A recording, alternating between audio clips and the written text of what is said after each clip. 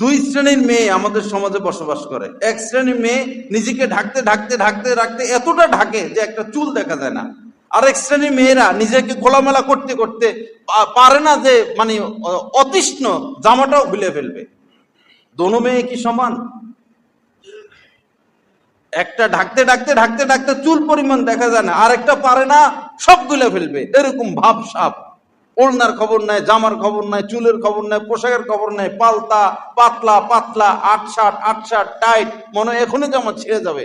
দোনো মেয়ের বিতর্কত অবস্থা কি সমান? কুল্লু ইনাইন ইয়াতারাশাউ বিমা ফিহি, একটা বোতল ঢাললে তার ভিতরে যেটা আছে সেটাই বের হবে।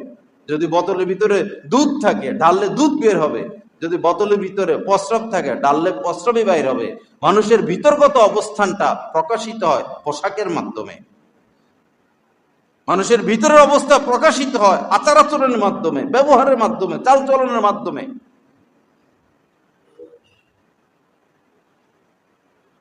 আল্লাহ পাক জাল্লা জালালু আমাদেরকে সহি বুঝ দান করেন।